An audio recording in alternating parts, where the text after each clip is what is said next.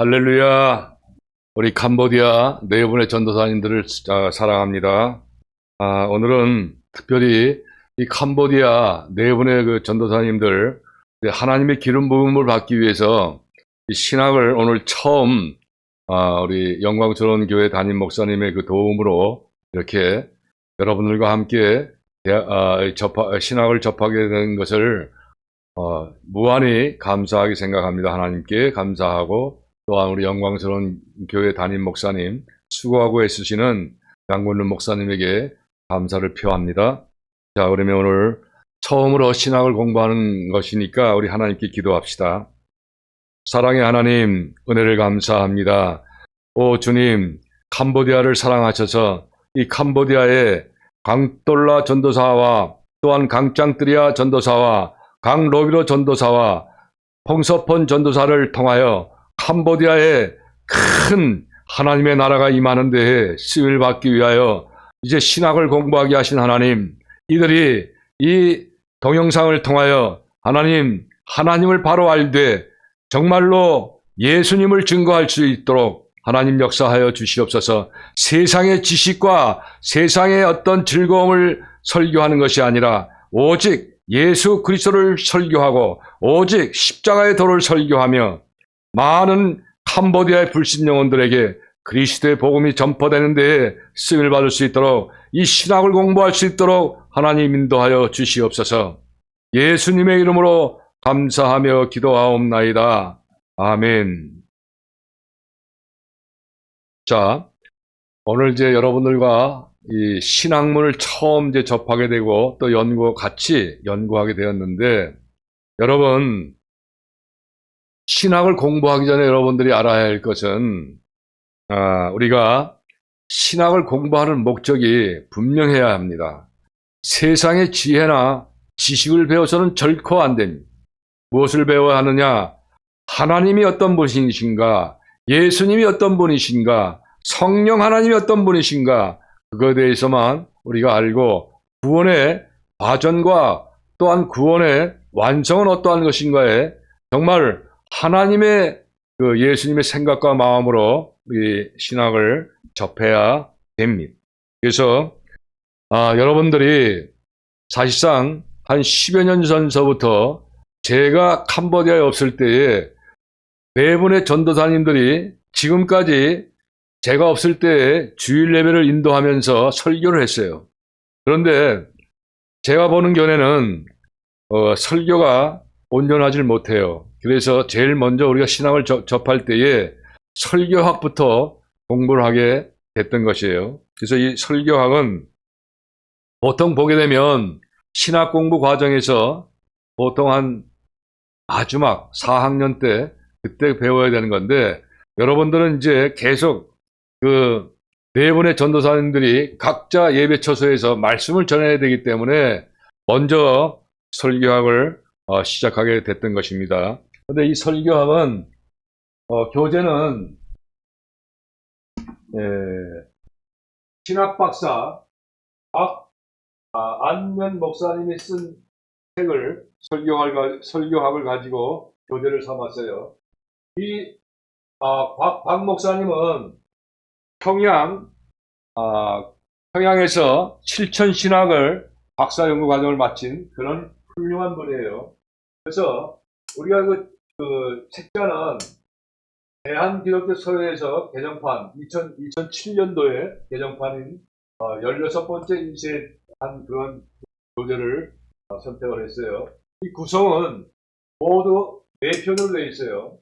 제1편은 1장에서 2장으로 총론을, 또 제2편은 3장에서 11장까지로 설교의 구성, 제3편은 12장에서 18절까지로 설교의 특징에 대해, 제4편은 19장에서 30장까지 각 종류의 설교에 대해서 되어 있어요.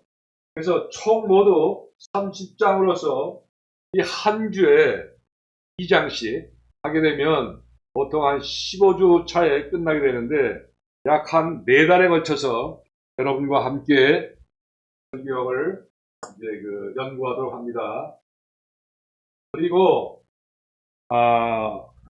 여러분들은 특히 강돌라 전도사님과 강짱띠아 전도사님은 이 중국어를 잘하기 때문에 여러분들의 강의 이해를 돕기 위해서 가급적 한문을 많이 사용하도록 합니다. 참고하시고, 오늘은 제1강 설교의 과학과 제2강인 설교의 기술에 대해서 여러분들과 함께 연구를 합니다.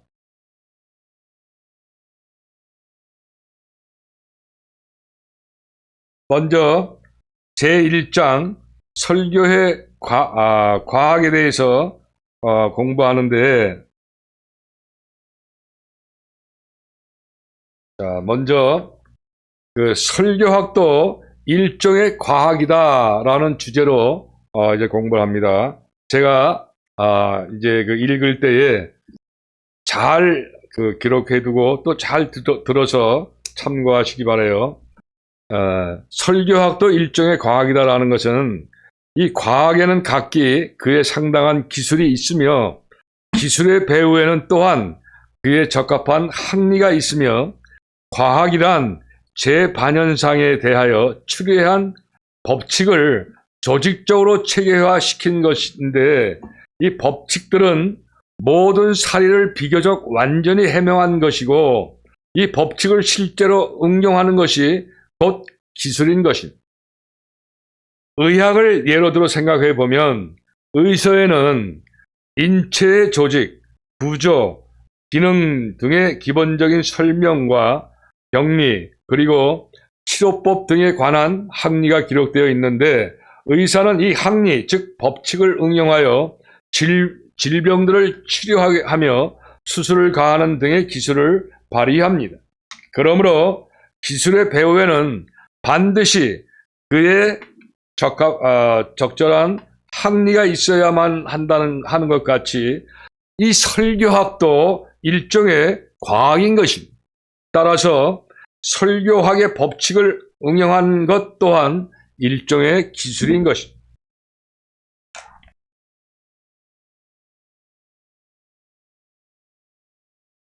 그리고 설교하는 사람이 설교에 대한 기본 법칙을 알고 있으면 훨씬 더 자신 있고 효과적인 설교를 할 수가 있는 것입니다. 두 번째 내지는 이 설교를 하는 데에는 과학의 법칙과 설교학의 연구가 필요하며 또 반드시 성령을 의지하여 설교해야 한다는 것입니다.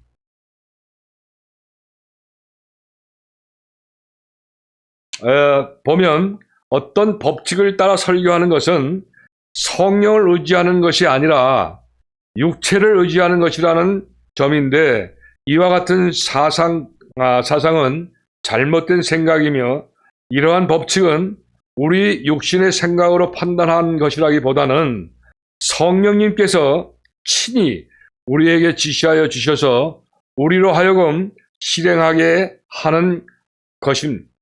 즉 우주 삼라만상은 모두 일정한 법칙에 따라서 진행이 되며 이 법칙은 사람이 생각해낸 법칙이 아니고 하나님께서 정하신 법칙인 것입니다.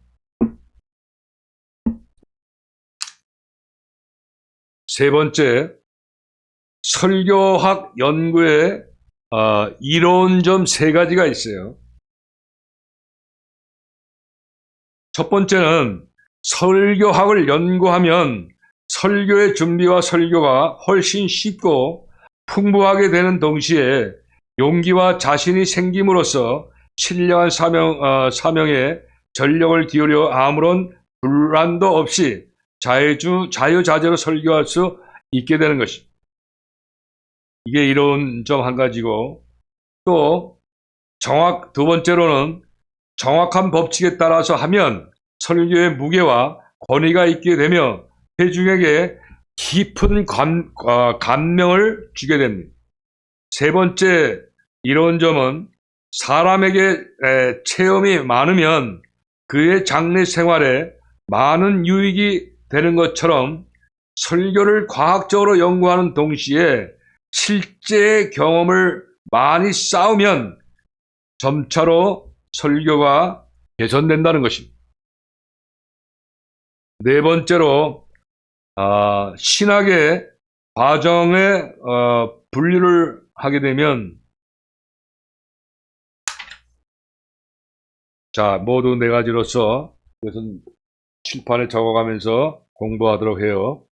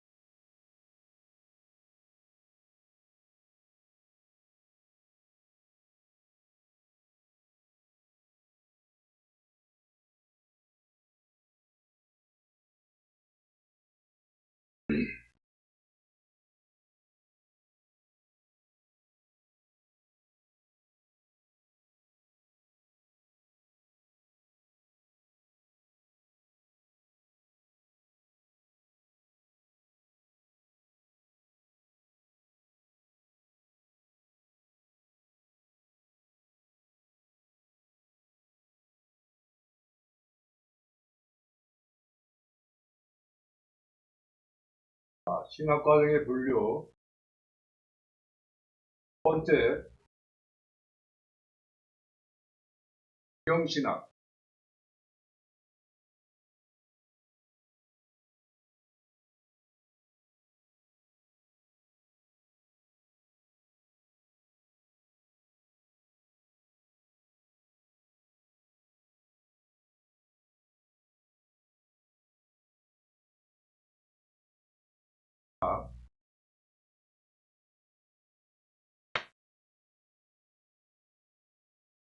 경신학은 각 책에 대한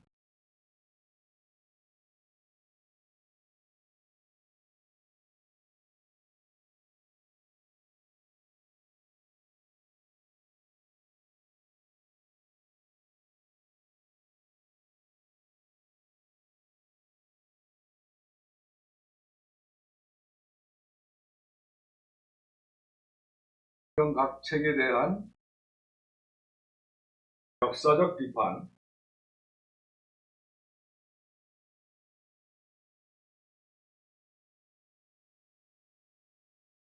역사적 비판을 하고 또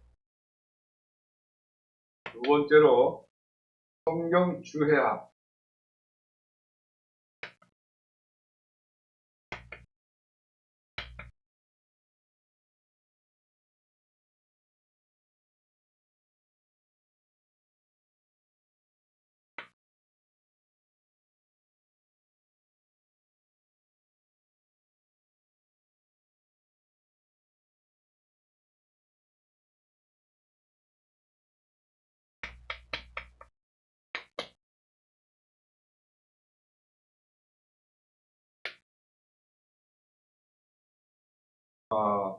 세 번째 성경 실제 해석학,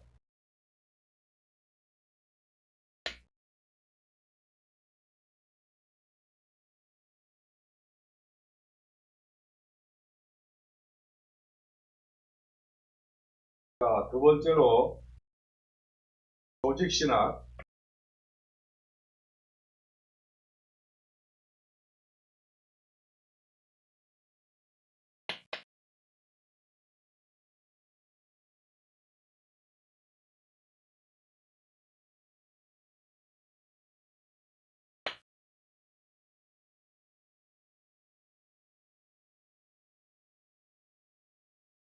조직신학에는 도의신학,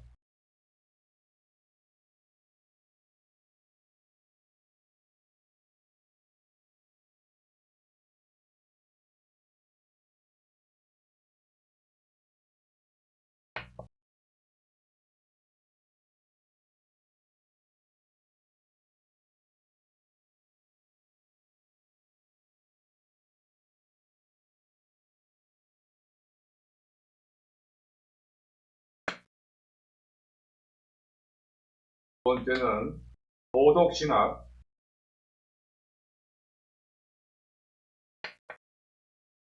자, 여러분들이 도덕신학을 잘 아니까, 요거는 기독교 윤리학이라고도 말을 해요. 기독교 윤리학. 윤리 알죠? 또, 네 번째, 변증학.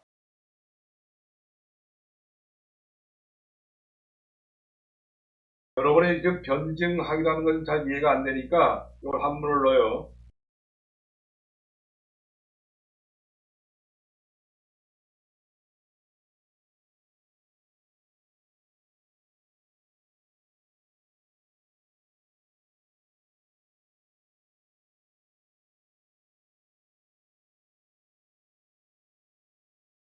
다음, 세 번째, 역사신학.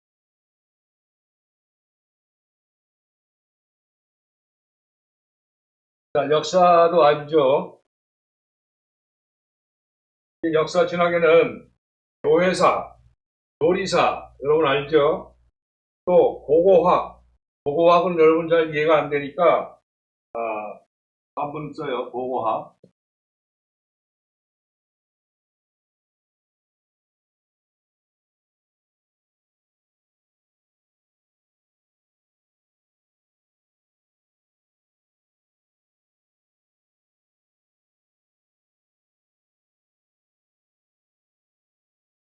다음 역사신학의 네 번째는 신학적 문학. 여러분들 알고 있죠? 신학적 문학에 대해서. 그 다음에 다섯 번째는 선교학. 선교 알죠? 선교학. 다음에 네 번째로 천신학. 천신학에는 첫 번째 교회 정치. 교회 정치 알죠? 정치하는 거 여러분. 그 다음에 두 번째로 교수학. 교수 알죠? 이 강의하는 여러분 신학을 가르치는 우리 양 목사님과 저 같은 사람을 얘기하는 거죠. 교수학.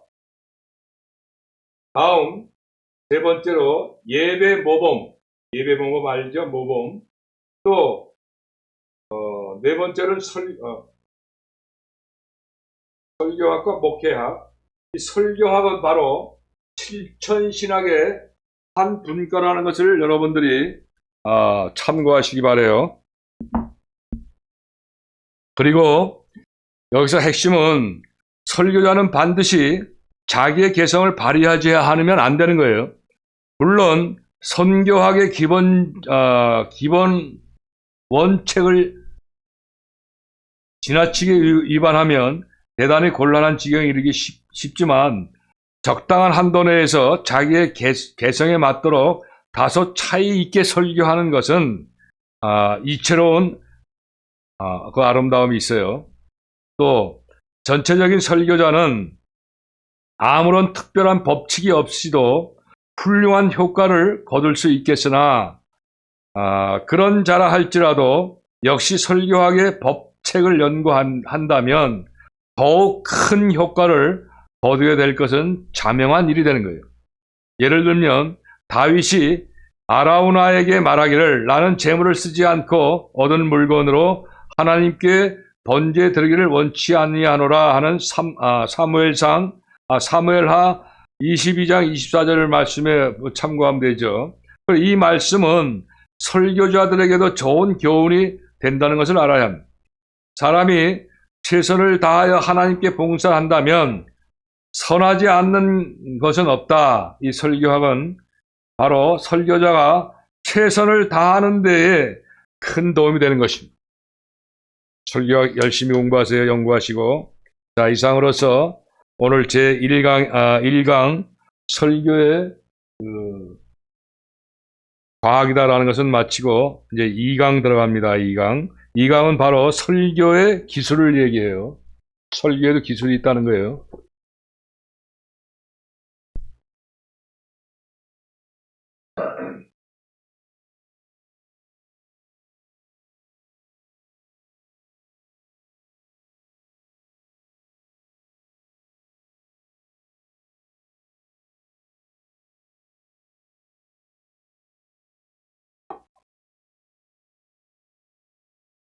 캄보디아 네 분의 전도사님들은 강의가 조금 아마 쉽지만은 않을 거예요. 그러나 여러분들 동영상으로 하기 때문에 자꾸 내용을 숙지할 때까지 거듭 되새김을 받길 바래요.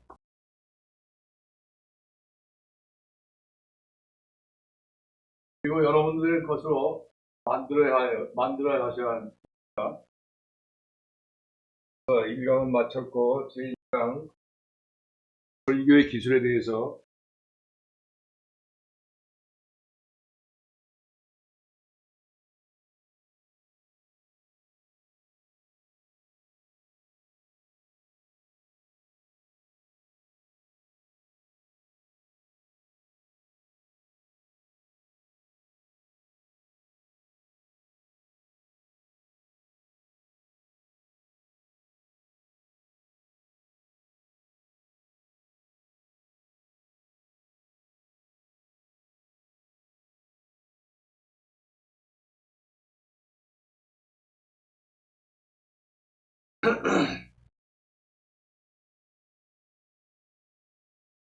먼저 교회의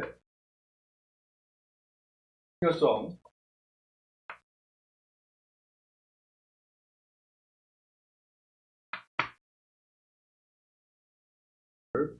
예요.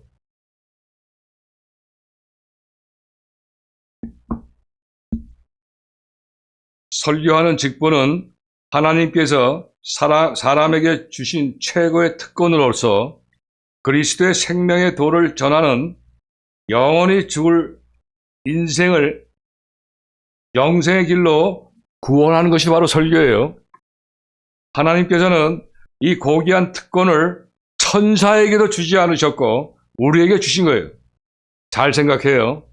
그러므로 우리는 자기의 최선을 다하여 사명을 완수하지 않을 수 없는 것이다.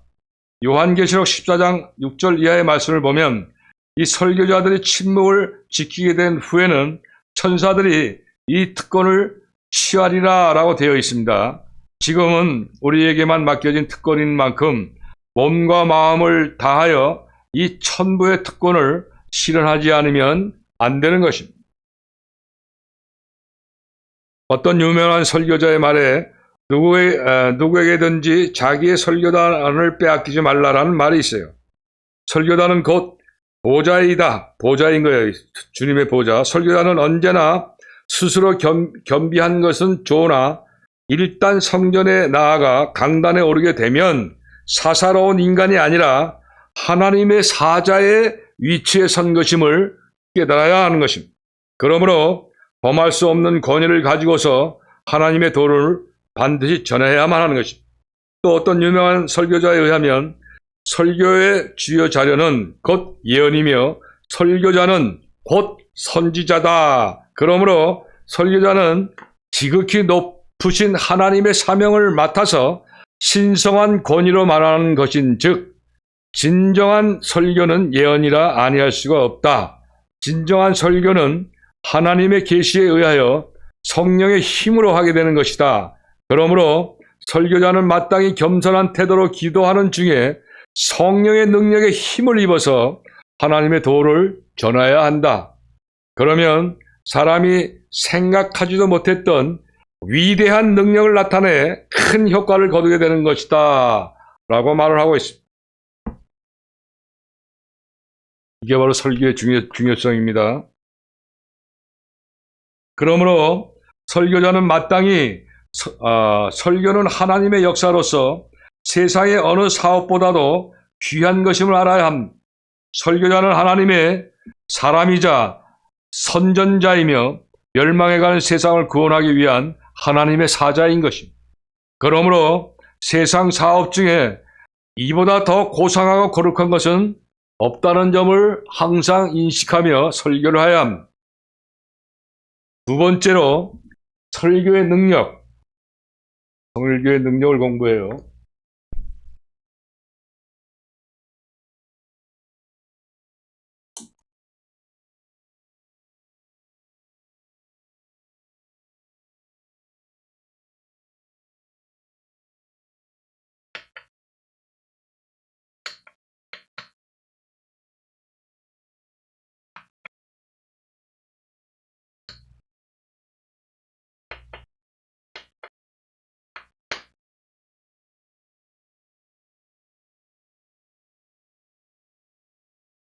자, 설교에는 설교의 능력을 위한 5가지 조건이 있어요.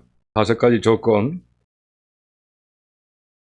자, 첫 번째는 자기가 추구하는 목적을 철저하게 인식해야 되는 거예요.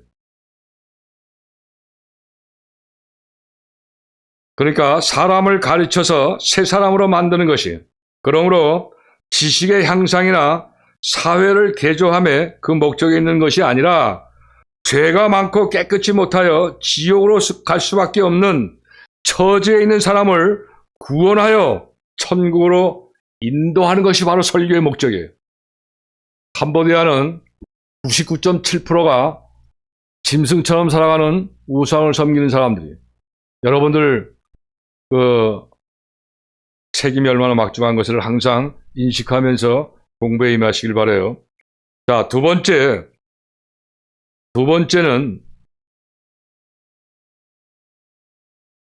조건은 설교자는 반드시 자신이 기도하는 중에 준비한 주제를 철저하게 인식해야 합니다.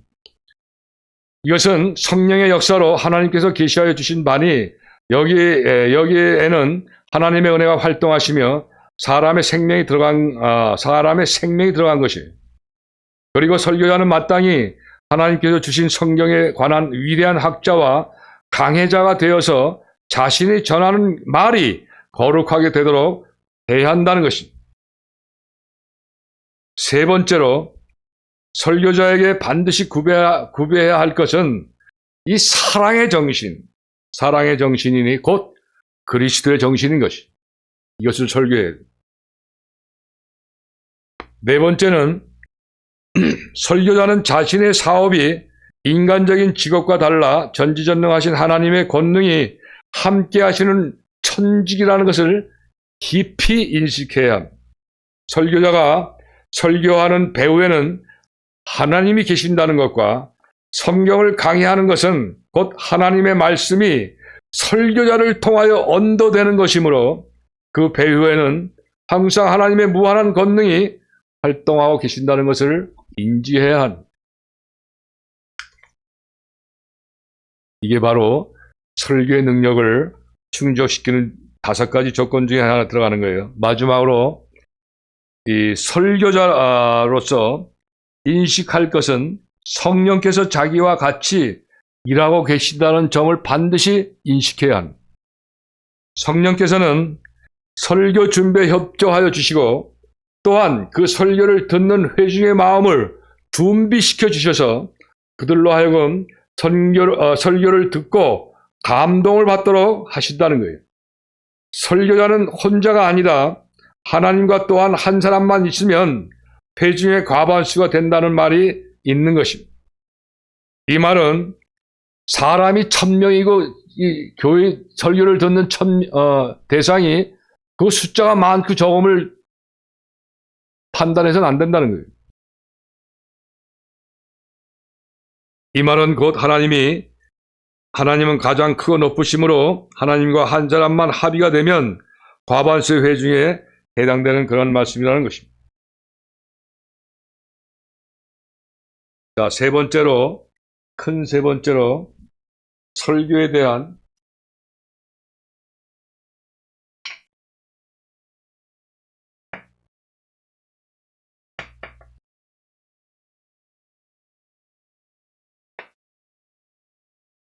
본능.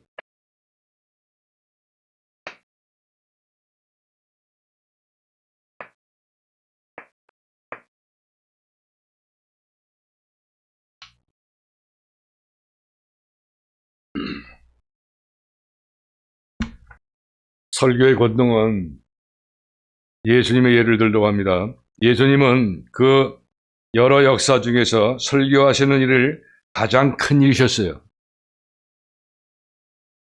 예수님은 번이로서 말씀하셨어요. 사역을 하신 지 1년 후부터는 병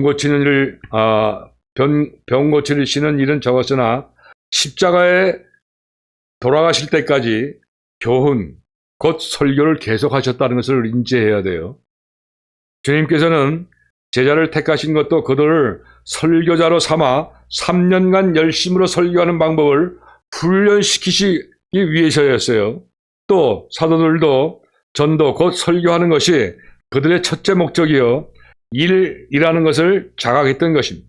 사도행전 6장을 보면 사도들은 집사들에게 교회의 모든 경제적인 일을 보게 하고 그 자신들은 기도하고 복음을 전하는 일에만 노력하려고 한 것을 우리가 알 수가 있죠.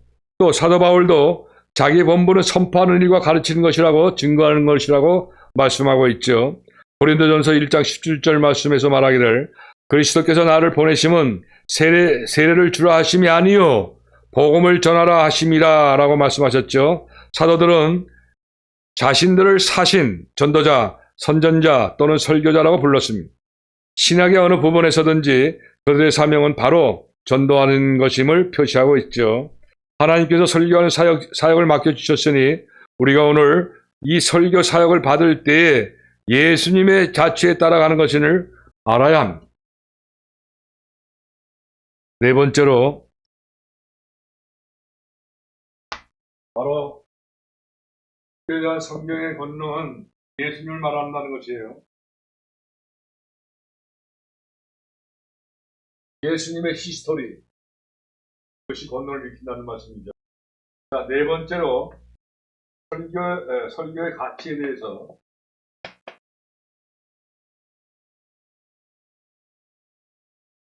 알아봅니다.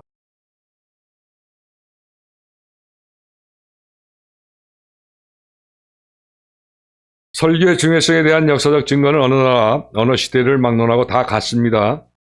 그리고 설교는 모든 시대를 통하여 영원히 계속되며 인생을 죄에서 구원하고 기독교인으로 만드는 위대한 힘이 되는 거예요.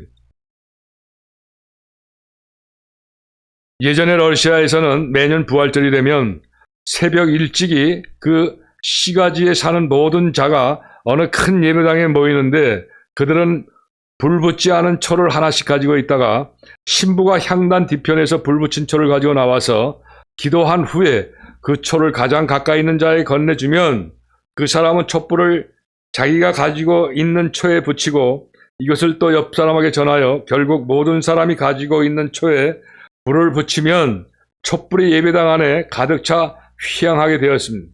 이와 같이 하나님께서는 옛 선지자들에게 횃불을 주셔서 어두운 이 세계를 밝히 빛나게 하셨으니 이것을 우리는 신성하고 놀라운 귀한 것으로 여기어 길이길이 보존하고 이 횃불을 높이 들어 밝히 빛나게 해야 할 것입니다.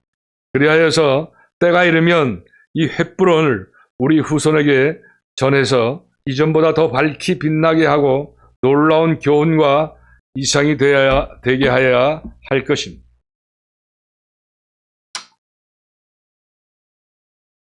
이상으로서 오늘 설교학의 제1강과 제2강 그리고 제2강에서는 설교에 대한 기술 또 설교의 중요성과 설교의 능력과 성경의 권능과 가치에 대해서 여러분들과 함께 연구를 했습니다.